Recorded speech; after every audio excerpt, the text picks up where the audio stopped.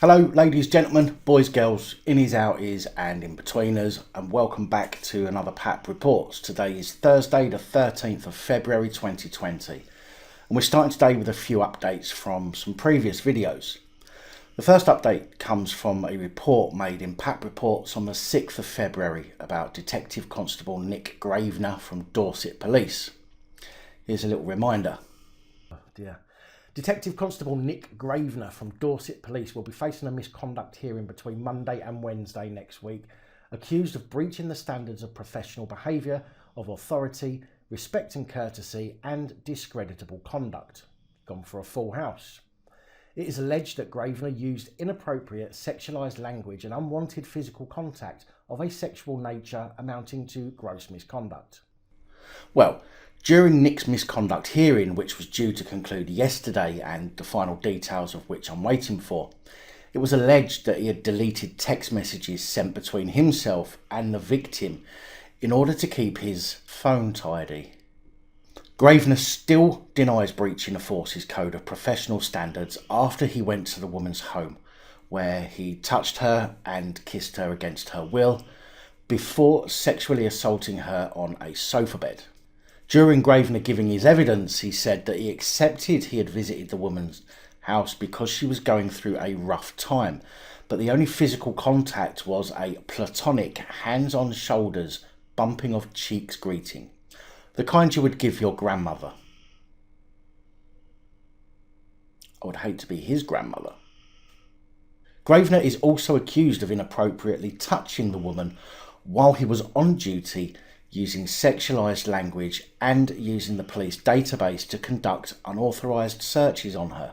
When questioned whether he had used inappropriate language, he said, "Absolutely fucking not, bitch tits, give us a blowy." He didn't. He said, "Absolutely not. I'm not a crude individual. I'm not comfortable talking about crude things like that. I expect the outcome will come to light at some point today or tomorrow, and I will, of course, keep you updated." Our second update is about Police Inspector Keith Farqharson, who I reported on in PAP Reports on the 8th of January. Here's a quick reminder of that one. However, there is one thing we can be grateful of, and that is that 60-year-old Keith Farqharson, a former Aberdeen police inspector, admitted on the 27th of December to killing his wife. Alice Farqharson is said to have been killed by her husband in Aberdeen in August last year. Keith tried to get away with a reduced and amended guilty plea of culpable homicide at the end of December, but the prosecution said no fucking way, Jose. The indictment claims he seized and struggled with his 56-year-old wife before compressing her neck and face. The murder charge further states Keith left his wife Alice unconscious after restricting her breathing by covering her nose and mouth. Well, the start of the trial at the High Court in Glasgow has been hearing evidence this week into the death of Keith's wife. 60-year-old Keith is denying murdering his 56-year-old wife Alice at their home in Aberdeen in August last year, although in December his QC, Ian Duggoyd, offered a guilty plea to a reduced and amended allegation of culpable homicide. However, the prosecution refused to accept that plea at the time.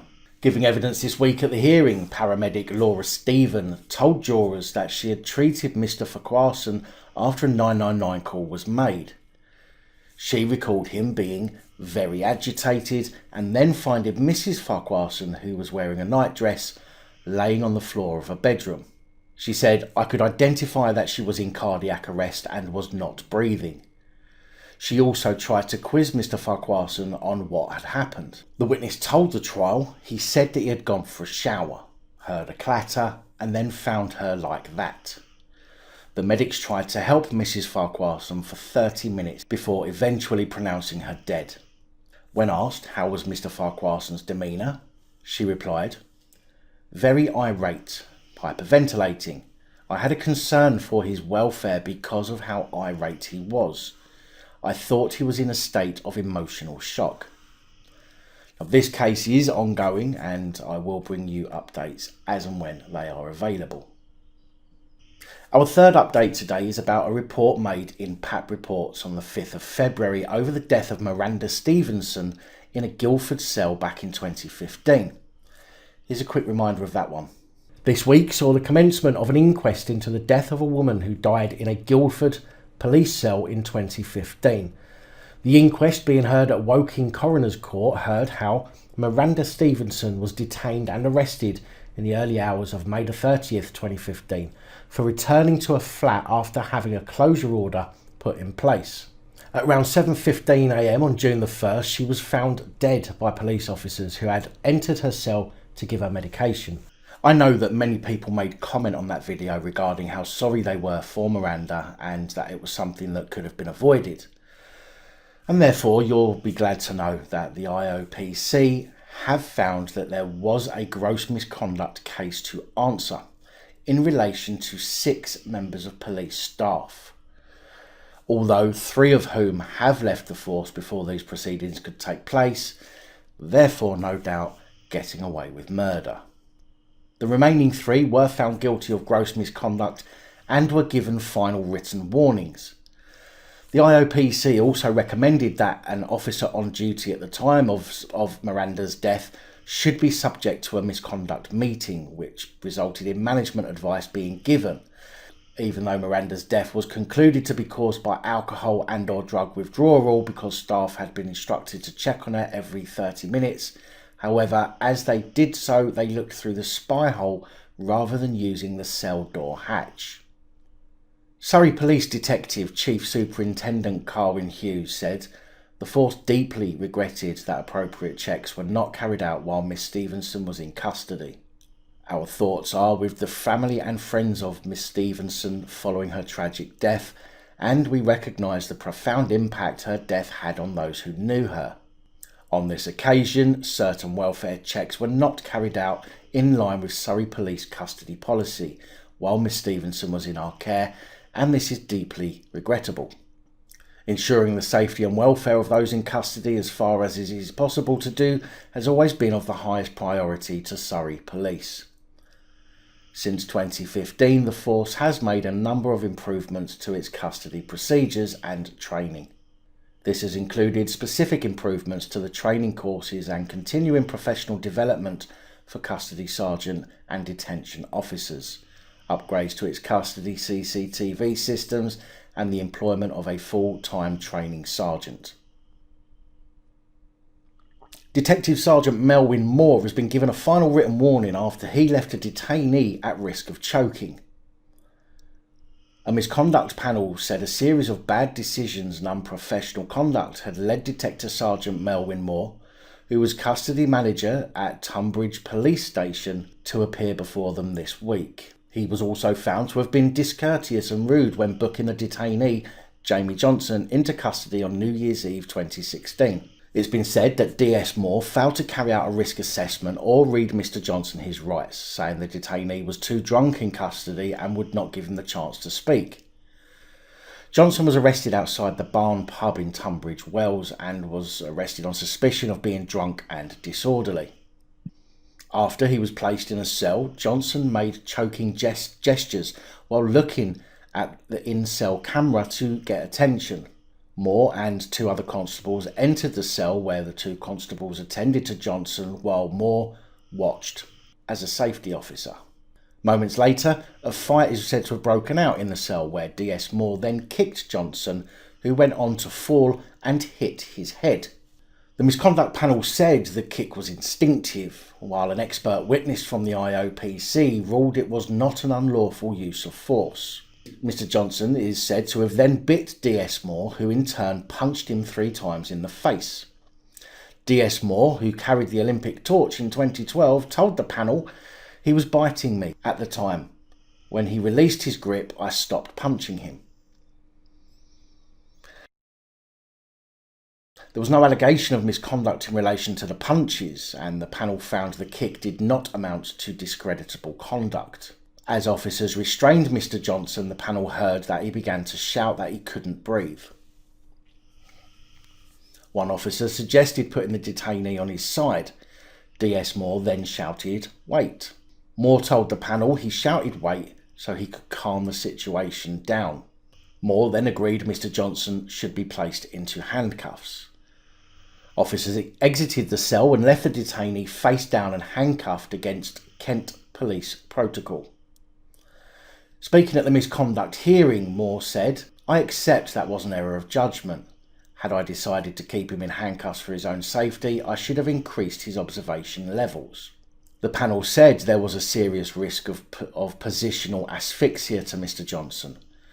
A report published by DS Moore later said the detainee was safe and well when they left the cell and made no reference to kicking the detainee. The panel found DS Moore had failed in his duties and responsibilities to accurately report both matters, but stopped short of saying he had breached honesty and integrity guidelines. Surprise, surprise. Hours after the incident, DS Moore posted a picture of his head injury on Facebook, writing, "Enjoy your day in the cell, scumbag. I'll see you in court." Mr Johnson did appear in court in May 2017, charged with being drunk and disorderly and 2 counts of assaulting an officer. The case was dismissed.